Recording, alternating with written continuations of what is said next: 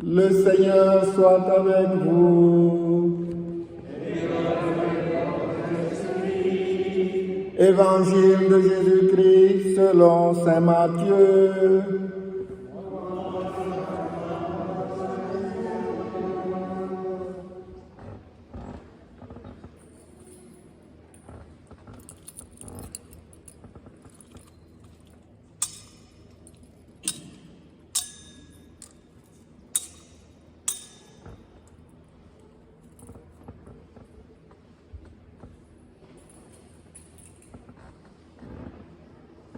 En ce temps-là, Jésus, arrivé dans la région de Césarée de Philippe, demandait à ses disciples, au dire des gens, qui est le Fils de l'homme? Ils répondirent, pour les uns, Jean-Baptiste, pour les autres, Élie, pour d'autres encore, Jérémie ou l'un des prophètes. Jésus leur demanda, « Et vous, que dites-vous? Pour vous, qui suis-je » Alors Simon-Pierre prit la parole et dit, « Tu es le Christ, le Fils du Dieu vivant. » Prenant la parole à son tour, Jésus lui dit, « Heureux es-tu, Simon, fils de Jonas. Ce n'est pas la chair et le sang qui t'ont révélé cela, mais mon Père qui est aux cieux. Et moi, je te le déclare. Tu es Pierre, et sur cette pierre, je bâtirai mon Église, et la puissance de la mort ne l'emportera pas sur elle. Je te donnerai les clés du royaume des cieux. Tout ce que tu auras lié sur la terre sera lié dans les cieux, et tout ce que tu auras délié sur la terre sera délié dans les cieux. Acclamons la parole de Dieu.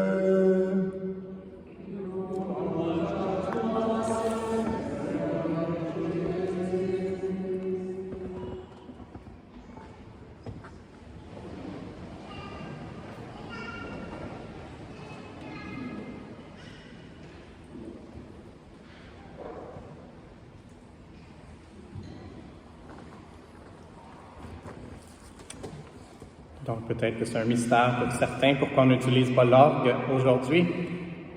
C'est un mystère pour nous aussi, je crois. Donc il y a eu un orage électrique et puis la foudre est tombée proche, ou peut-être même sur notre édifice. Et c'est quand même providentiel qu'il y a quelques jours, quelques semaines, les gens pour ce système de paratonnerre étaient venus pour s'assurer d'ajuster toutes les choses. Et donc, on va avoir besoin d'un ajustement de l'ordre, si Dieu le veut.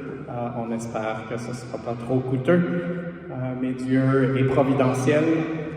Hier, c'était une journée remplie à la cathédrale, remplie de grâce d'une manière spéciale, remplie de plusieurs des sacrements. Et donc, on avait l'Eucharistie à 8h30, et ensuite, on a eu des baptêmes, et ensuite, on a eu 2 mariages. Pour les mariages, c'est les gens eux-mêmes qui se donnent le sacrement un à l'autre. Donc, le Père Kevin et moi, on était témoins.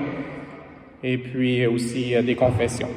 Donc, le Seigneur nous gâte parfois comme prêtres d'utiliser plusieurs des dons, même si on n'est pas digne. Et c'est une parole qu'on dit tous ensemble avant de recevoir la communion. Et en même temps, le Seigneur nous appelle, chacun de nous, à notre propre rôle. Et l'article que j'ai écrit dans le bulletin parle de ça. Combien de messes ont été célébrées ici? Et même une des choses à laquelle je faisais allusion est qu'il y a des personnes qui sont maintenant déclarées saintes qui sont venues ici à la cathédrale. Et donc, si on pense une, c'est sûr, et probablement 2 ou 3, quelle personne est venue ici à la cathédrale et qui est maintenant canonisée? Saint Jean-Paul II. Et donc, il l'avait visité. Et donc, c'est quand même incroyable de penser que quelqu'un qui est maintenant déclaré saint a foulé notre plancher, a écouté l'orgue qu'à ce moment-là on avait, et puis possiblement que deux autres saints, dont on a les reliques ici à notre cathédrale. C'est une façon aujourd'hui de parler de certaines caractéristiques de la cathédrale parce qu'on célèbre la dédicace. Et donc, le frère André Bessette, Saint André Bessette aussi, possiblement, il était venu ici parce qu'il était né à ce moment-là. Puis, il faisait son ministère à Montréal. Donc, c'est lui qui était à la porte. Peut-être que quand les gens ne regardaient pas, il est parti vers Ottawa puis il est venu prier ici à notre magnifique cathédrale. Et puis aussi, peut-être, Sainte Marguerite Diouville. On sait que les Sœurs Grises ne sont pas tellement loin ici. Donc, pourquoi que je mentionne ça? Parce qu'on est tous appelés à dire oui au Seigneur pour recevoir toutes les grâces et puis à devenir saint. C'est quoi quelqu'un qui est saint? C'est quelqu'un qui a reçu toutes les grâces de Dieu, incluant la miséricorde. Et puis, le Seigneur veut nous donner sa miséricorde et qui est au ciel. Aujourd'hui, dans les lectures qu'on a choisies, qui sont un peu différentes du dimanche, du 23e dimanche du temps ordinaire, on a entendu parler de la montagne sainte. Et dans la montagne sainte, on fait allusion à Jérusalem. La nouvelle Jérusalem, la Jérusalem célestiale, où il y a probablement de la musique célestiale. Et ça nous fait penser à notre sanctuaire. Et c'est là notre destination finale, si Dieu le veut, et nous le voulons. Donc, nous demandons au Seigneur de nous aider. Il y a quelques semaines, on avait entendu qu'il est la porte, et donc il est celui qui est plus que la porte, il est Dieu, il est celui qui veut nous faire entrer dans la nouvelle Jérusalem. Et puis, notre sanctuaire, d'une façon spéciale, représente la nouvelle Jérusalem, avec toutes les statues, en commençant avec l'Ancien Testament et avec le Nouveau Testament, les docteurs de l'Église. Et puis, je mentionnais le frère André, donc il est près du sanctuaire, puis Marguerite Diouville aussi, leur statue. Et donc, le Seigneur nous demande et nous invite à nous approcher toujours plus du sanctuaire. Et c'est pour ça aujourd'hui qu'on a utilisé de l'encens, qu'on a utilisé l'eau, donc le feu et l'eau, le feu qui nous rappelle l'Esprit Saint. Et puis pour ceux qui sont observateurs, peut-être que vous avez remarqué qu'il y a des petites bougies dans le chemin de croix. Et donc c'est une touche spéciale qu'on peut appliquer pour rehausser la beauté d'une façon simple, d'une façon humble, mais en même temps pour dire au Seigneur qu'on veut briller nous-mêmes. Et que dans le chemin de croix, c'est un moment obscur de l'humanité, mais de là a sorti une explosion de lumière incroyable, la résurrection du Seigneur Jésus qui avait accepté de donner sa vie pour nous, de donner sa vie, de répandre son sang pour nous laver de son précieux sang. Alors aujourd'hui, demandons au Seigneur de nous aider dans notre ascension vers Jérusalem. Jérusalem est sur une montagne, cette montagne sainte. Prions les uns pour les autres en remerciement à Dieu qui est le roi des rois.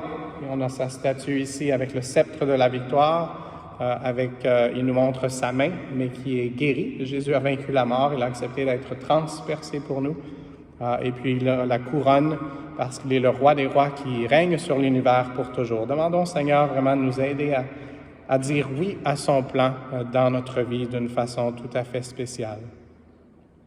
Aujourd'hui aussi, dans la lecture qu'on avait choisie, on parlait d'être des concitoyens.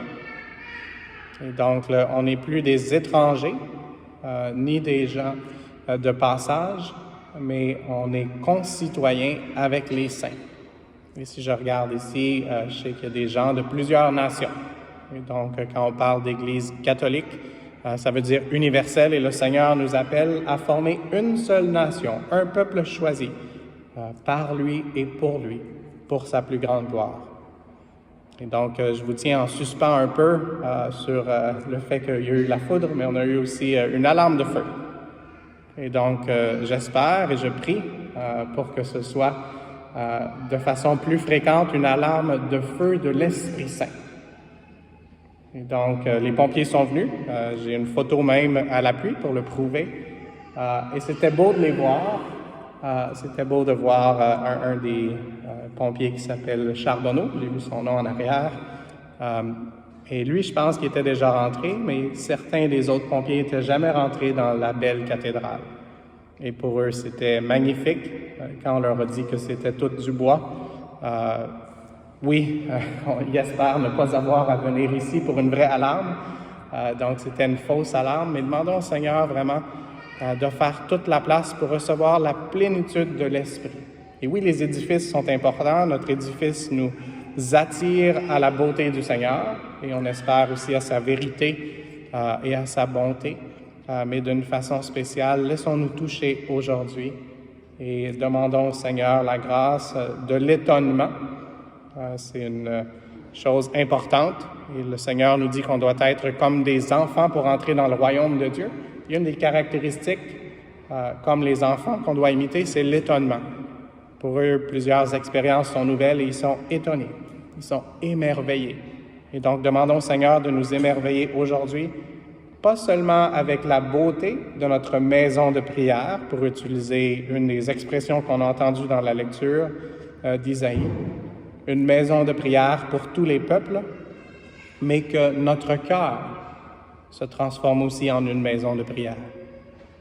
Je suis content de voir des gens qui viennent ici à tous les dimanches. Je suis aussi content de voir certains visiteurs qui choisissent de venir ici à la cathédrale. Mais demandons au Seigneur de nous aider à ne pas seulement prier quand on est ici, dans cette magnifique maison de prière, mais que notre cœur devienne une maison de prière tous les jours de notre vie. En tant que compagnon de la croix, la communauté avec laquelle je sers, et aussi la communauté de Monseigneur Christian Riesbeck, on demande d'essayer d'être en prière sans cesse. Et donc, c'est l'appel pour chacun de nous aussi, parce qu'on est tous compagnons de la croix d'une certaine façon. On a tous des croix à porter. Et ça aurait été l'évangile du jour aujourd'hui, si on n'avait pas pris ces lectures spéciales. Et demandons au Seigneur de nous aider à prier les uns pour les autres et que notre cœur soit une maison de prière qui nous aide à porter notre croix et qui nous aide pas seulement à porter notre croix, mais à recevoir la gloire de la résurrection. Demandons au Seigneur que notre cœur soit la demeure de Dieu. Avec Maman Marie, elle qui a dit oui au plan de Jésus, elle qui s'est faite elle-même la demeure de Dieu, la demeure de Jésus pour 9 mois, et même après 9 mois, elle continuait d'être remplie de la présence de l'Esprit Saint et de la présence même de Jésus. Demandons cette grâce, que notre cœur devienne vraiment la demeure de Dieu. Et que de cette façon, nous puissions être des disciples, ceux qui suivent Jésus, mais aussi des missionnaires. Qu'on puisse amener cette petite étincelle, un peu comme ce qu'on a sur notre chemin de croix pour les gens qui sont à différents endroits ou pour nous-mêmes qui sont dans des croix difficiles. Donc, qu'on soit comme cette étincelle qu'on voit dans le feu ou comme ces étoiles qui resplendissent, pas seulement sur notre plafond, mais dans la beauté de la création.